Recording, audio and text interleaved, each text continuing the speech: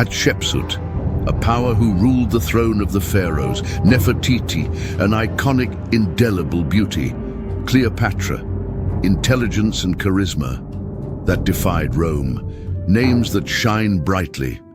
But there was another power, no less influential, who shaped Egypt's destiny from the shadows.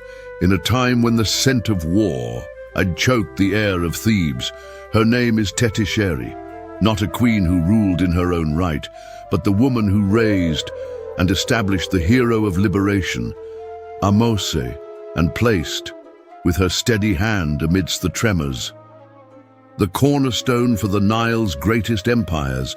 Her story has just begun. Subscribe now to feel every step of her incredible journey towards eternity with us. Your support is the pulse of this channel.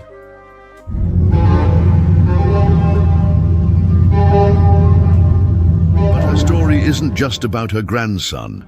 It's an epic, woven with the fates of kings who fought and died for Egypt. She was the wife of Seqenenre, the pharaoh who ignited the fuse of liberation, whose final cry echoed in his grief-stricken court before his body, ravaged by battle wounds, fell, a testament to the ferocity of the confrontation. And with eyes that had seen too much death, she witnessed the rise of her son, or her husband's successor, Kamose, who carried the banner against the hostile northern winds, and continued the fight with valor before death claimed him too. In the heart of that fragmented time, an era of dispersion and fear, when Egypt lay wounded under the weight of the Hyksos occupation, and the sounds of life were reduced to whispers of anxiety. Behind the besieged walls of Thebes, Tetisheri was not merely a king's wife and a king's mother. In a collapsing world, as heroic men fell one by one, she emerged like the silent anchor in the vast harbor of hope, the living memory of legitimacy and the quiet bedrock upon which the remnants of the ruling dynasty leaned.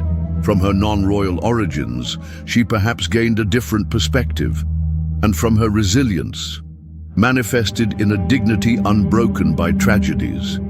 She wove the threads of continuity, thin but strong threads, destined to keep the flame of hope burning, in nights that seemed dawnless, paving the way for the emergence of the awaited savior, her grandson, Ahmose.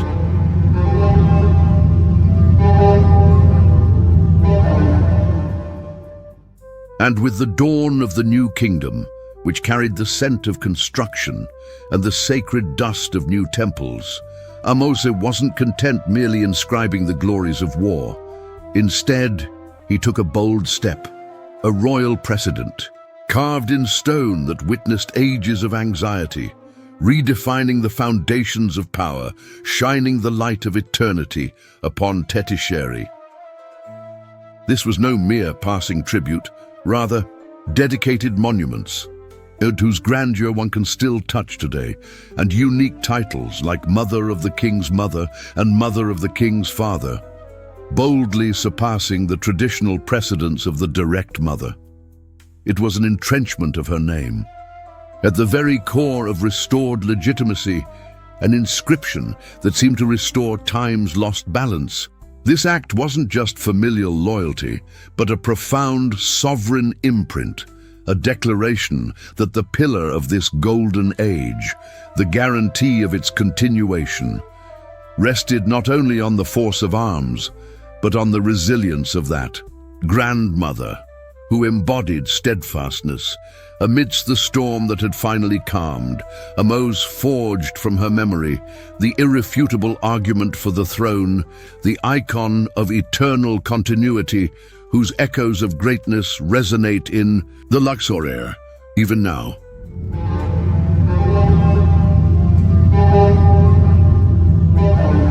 Ahmose secured for her eternal glory on stone, an indelible political imprint. The story seems as though its major chapters were drawn with victory and legendary honor.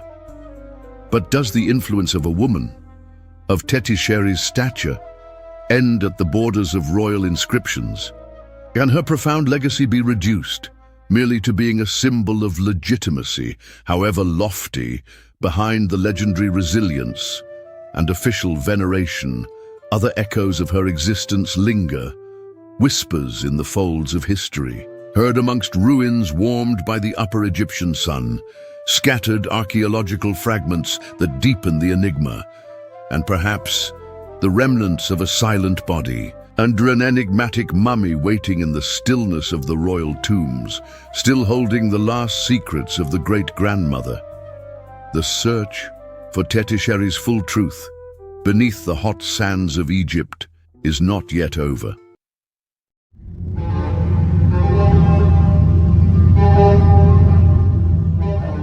Centuries folded empires and civilizations, and Tetisheri's name almost faded, like a whisper in the sands of time.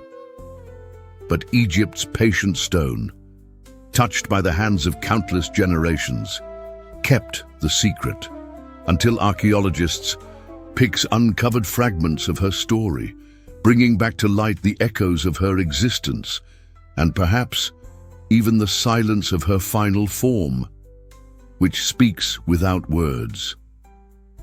The details of her daily life may remain shrouded in mystery, but the impact she left resonates with striking clarity.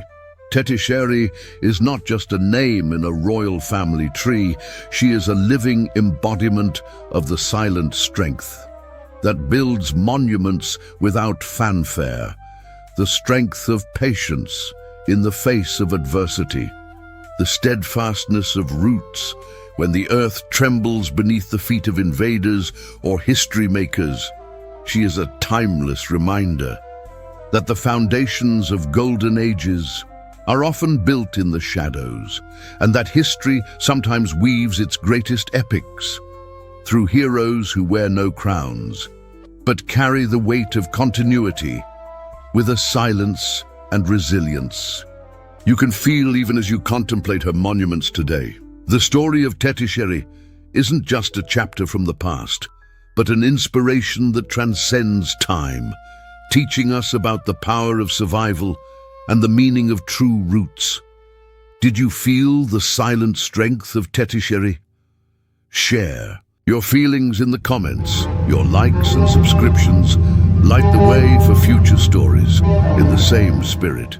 Thank you for the warmth of your company.